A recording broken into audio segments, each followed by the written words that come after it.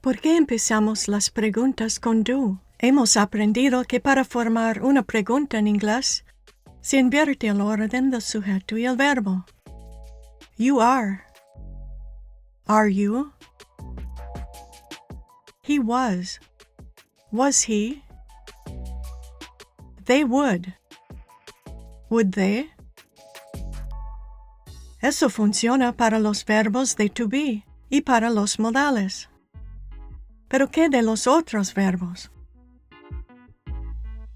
¿Acaso decimos want they to go?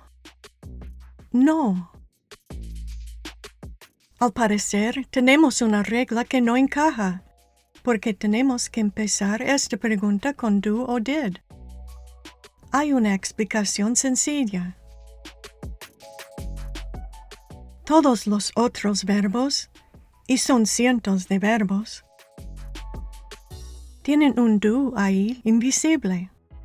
Ese do está con el verbo en todas las afirmaciones, aunque normalmente no lo verbalizamos. Sin embargo, cuando queremos enfatizar lo afirmativo, sí lo pronunciamos. Se llama el do enfático.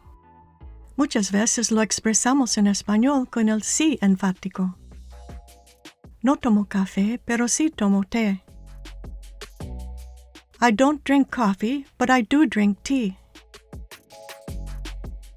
Él no habla español, pero sí habla portugués.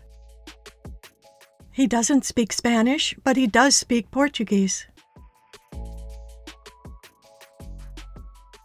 Note que cuando se incluye un auxiliar, el verbo principal queda en forma base. No lleva la S. El do enfático en pasado es did. ¿Por qué no limpiaste tu cuarto? Yo sí limpié mi cuarto. Why didn't you clean your room? I did clean my room.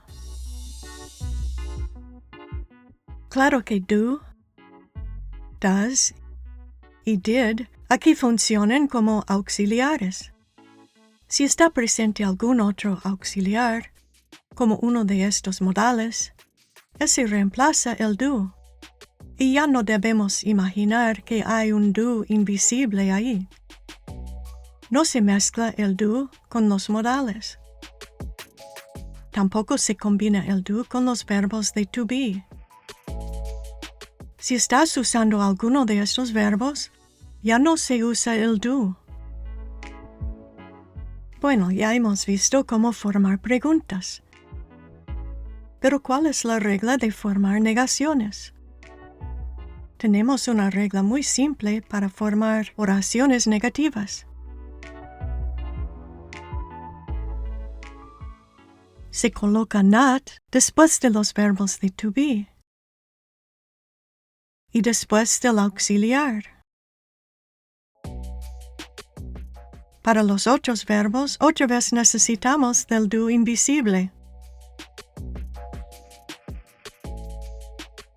Se coloca not después del auxiliar do, does o did.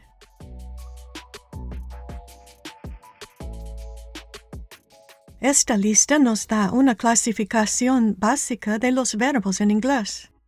Pero para ser completa, faltan los auxiliares do y have. Como auxiliares, do no significa hacer y have no significa tener. Son simplemente herramientas de construcción gramatical. Los verbos de to be también a veces se utilizan como auxiliares para formar los tiempos continuos.